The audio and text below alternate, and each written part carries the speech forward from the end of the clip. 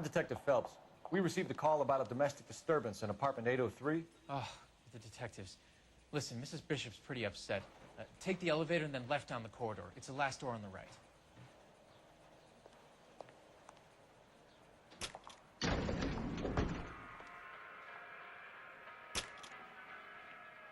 Sounds like we're about to make it a hat trick of hysterical female witnesses.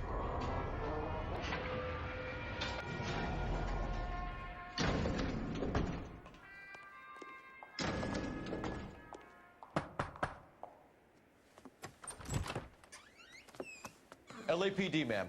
Are you in danger? I'm all right now. You just missed them. Horrible, awful men. Are you injured, Mrs. Mrs. Bishop. Gloria Bishop. Please, come in, officers. I'll just need to sit down for a moment. Forgive me. That's perfectly normal, ma'am. Just look at this mess. We'll take a quick search of the premises, ma'am. You take a moment to gather your thoughts. I will. Thank you, officer.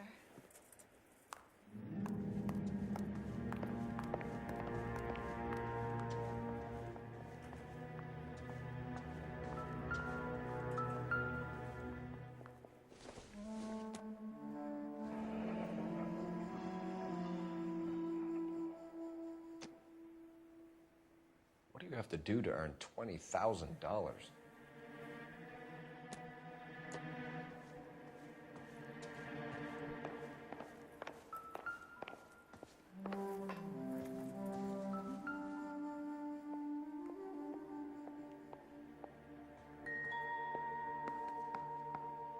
Presented to Mark.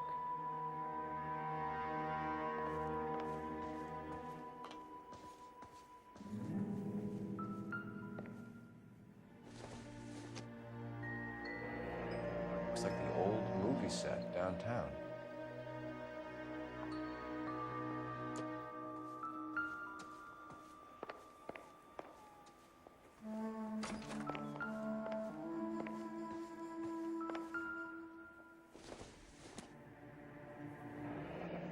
Looks like a mermaid in the background. Silver screen. Who are these men in the picture? My husband, Mark, and Marlon Hopgood. They work together on occasion. That's Hopgood's shop.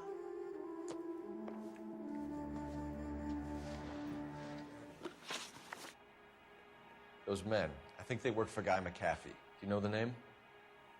No. Why should I? June Ballard is married to Guy McAfee. Have you heard of her? That slut.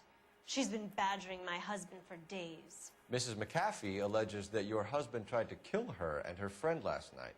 I think you should tell us what you know. My husband's a movie producer. This has something to do with his new picture. He doesn't include me in his business.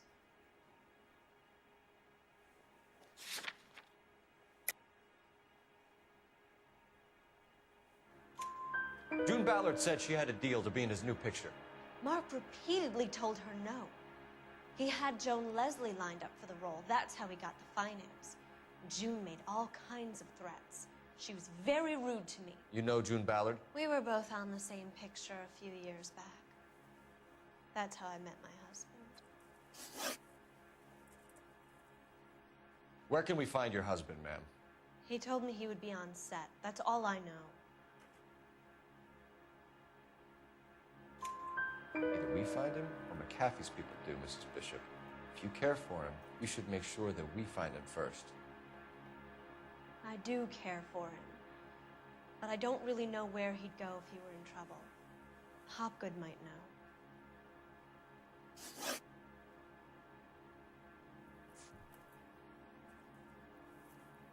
Your husband was at a casting yesterday with a young girl? Not that I know of. He told me he was looking at locations. The picture's been cast.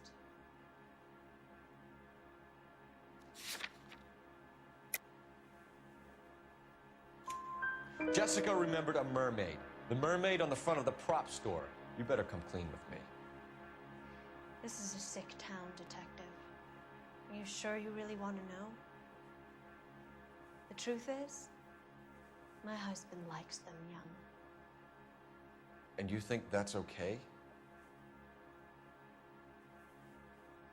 I was 16 when I first met him.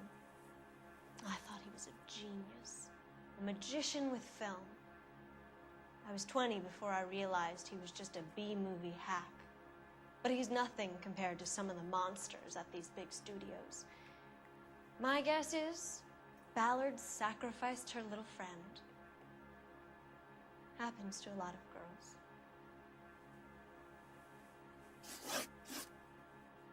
Why is your husband paying Lorna Hopgood $20,000?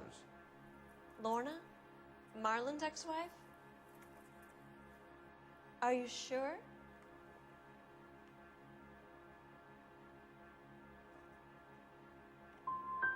It's a lot of money, Mrs. Bishop. Doesn't it strike you as unusual? Perhaps. Movies are expensive to make. You'd be surprised what expenses get hidden in the budget and how the money gets moved around. Your husband is in trouble. It could go easier for him if you were more helpful, Mrs. Bishop. He's a big boy, detective, and so are you. This is Hollywood. There's always a deal to be done.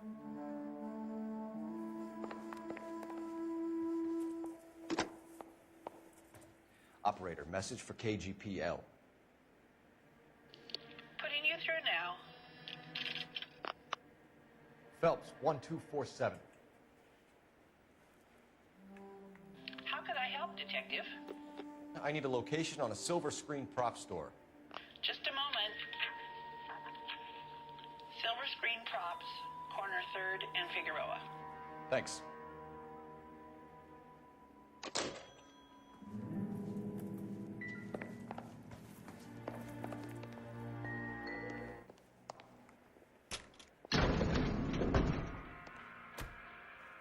An aging movie star, a wannabe starlet, a movie producer's wife, finally rubbing shoulders with the almost rich and famous. And from the stories they've given us, clearly none of them can act.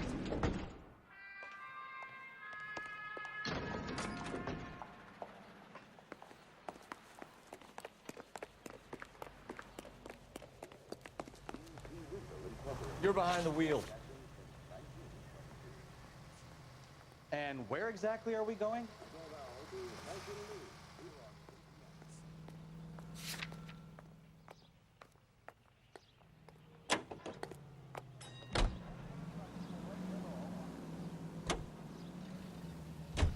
Mrs. Bishop knows more than she's letting on.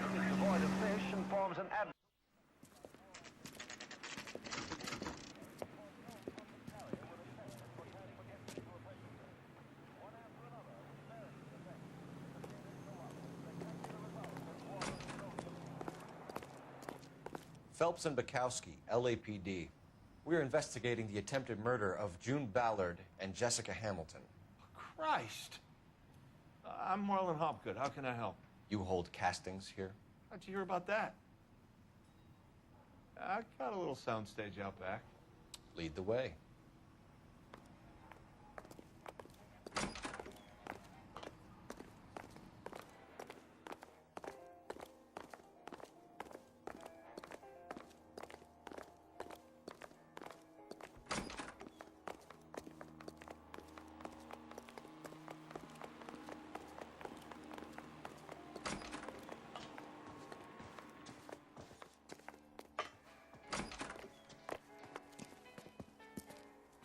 Keep him here, Stefan.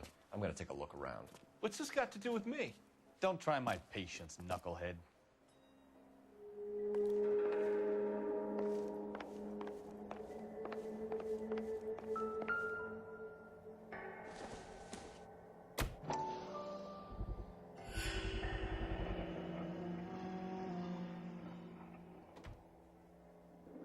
Doping a 15-year-old kid and abusing her in a screen test. What is wrong with these people?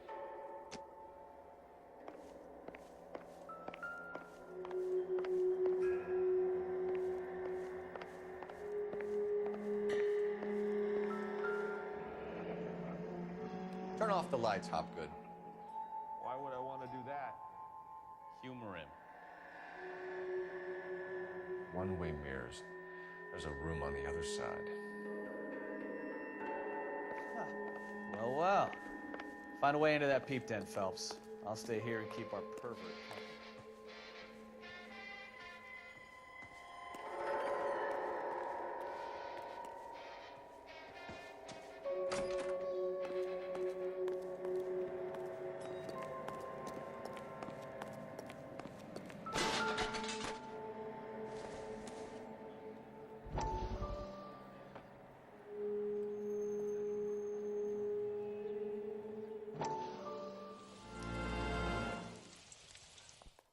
Listen, I have to call you back. I got some business here. Sit down, Courtney. This is Mickey. Mickey, this is Courtney Sheldon. What would you like to drink? Scotch. Straight up. I hear you're back at school learning to be a doctor, kid. Yes. That's right, Mr. So Cohen. you want to be a doctor and a dope peddler. Interesting combination, huh? Do we have a problem, Mr. Cohen? We might have, yeah. Selling your dope to my boy Lenny looked like a good move, but Lenny has been supplying, wholesale, so to speak. The Bindle boys in this town aren't used to the juice without a little of the middleman taking his cut.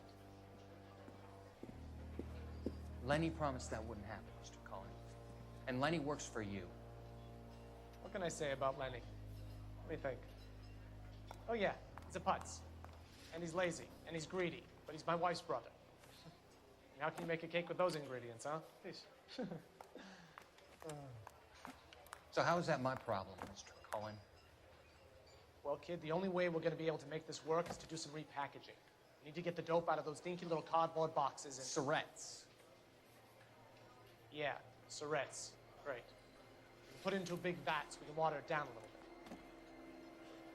I won't bore you with the chemistry, but it doesn't work that way. You're likely to kill even more people. Okay, listen. We want to buy you out, kid. I'll offer you 50 grand.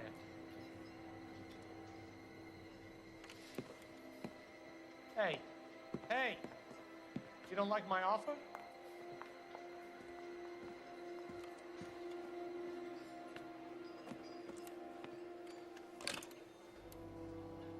The Sheldon kid? I think I want him dead.